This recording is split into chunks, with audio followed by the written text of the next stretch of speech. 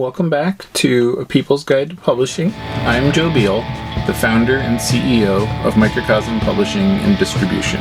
I'm also the author of A People's Guide to Publishing, which distills what I've learned from selling millions of books over the past 25 years. I'm Ellie Blue. I'm the editorial and marketing director here at Microcosm. We are an independent mid-list publisher based in Portland, Oregon. We have 14 employees, over 650 titles in print with 20 to 40 new books per year, and we distribute thousands of titles from other publishers.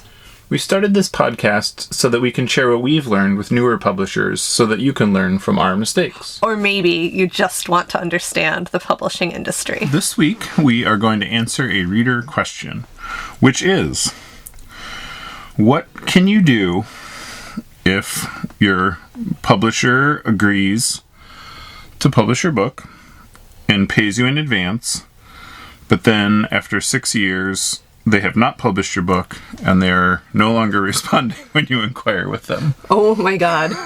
And I feel like that's a great question because I feel like this happens, it's like the ultimate smashed dreams, or you're think you've got it all, and then you're like, come on guys, we did the hard part, let's make the book. Oh my gosh, reader, I'm so sorry, that sucks.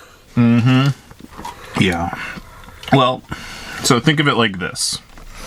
When you sell your book to a publisher, that's like you're leasing a new car from the manufacturer, and then at the end of the duration, you're bringing the car back, but instead of you paying them, they're paying you. You're just paying in terms of lost time and opportunity cost. Kind of seems like the publisher is the one leasing the car from the author. Yeah. And so I'm just trying to put this in the perspective of the reader. I mean, I'm assuming the reader does not own a car dealership that leases cars, but if you do, this might even be an easier metaphor yet. But so, if you understand it in that frame, so the first thing you want to do is read your contract, which should always be the first thing you do, and not something that you do after 2 years when you wonder how things work or have questions.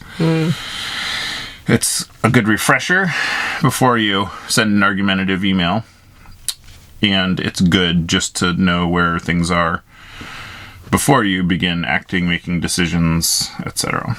So in a lot of cases, what happens here is honestly, there's a lot of staff changeover in a publisher if they will license a book and pay in advance and then never publish. That normally means they had sort of a editorial shakeup or a marketing shakeup, or somebody acquired your book and then their boss or somebody in a different department, when they are all excited about it, is like, what the hell did you do?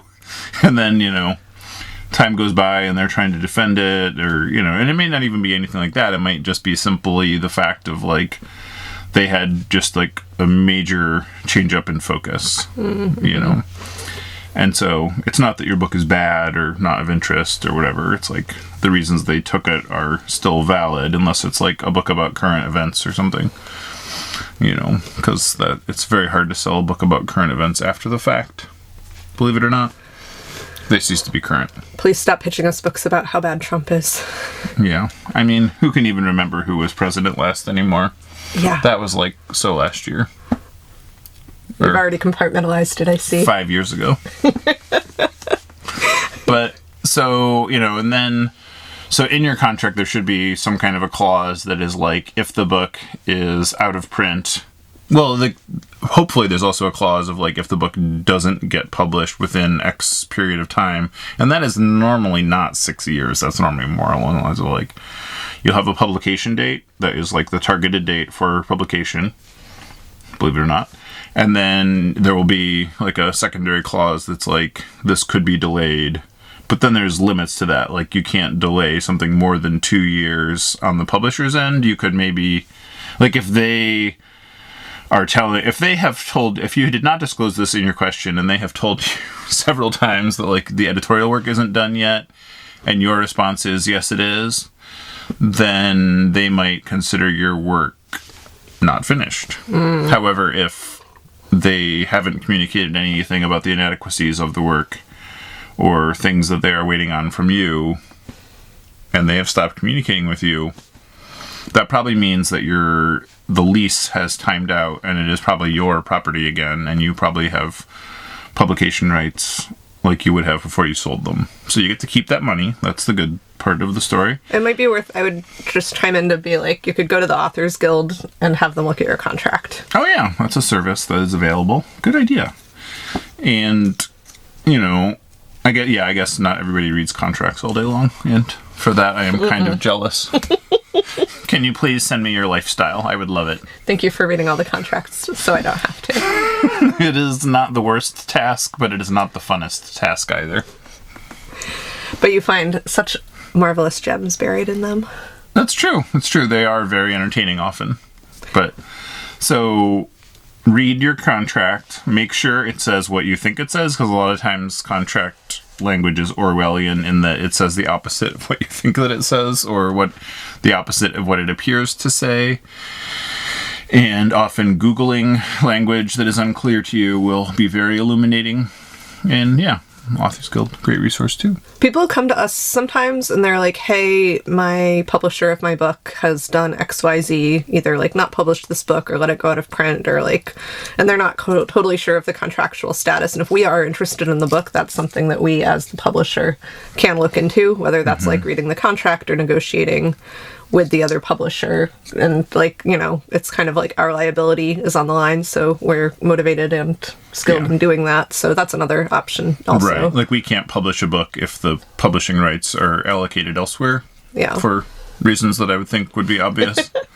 But we will often, so like I've worked even as like an agency before for authors that are stuck in a contract with a company, and then they sign over the right for me to negotiate on their behalf, even just to get their rights loose. Because a lot of times what'll happen at a bigger house is the book will be published, the book will go out of stock indefinitely.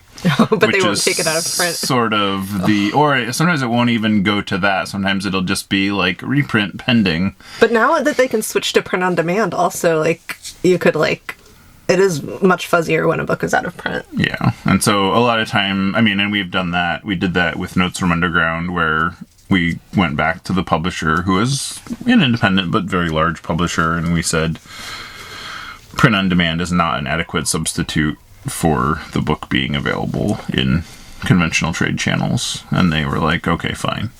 And that was kind of that. But and the author wanted us to have it. He's a sweet guy, so that helped too.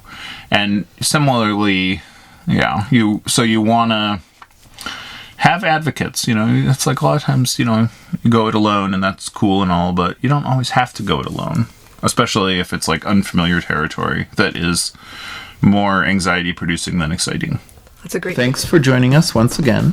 Please send your questions to podcast@microcosmpublishing.com so we can answer them on future episodes. And please give us 5 stars on iTunes and everywhere else that podcasts are reviewed.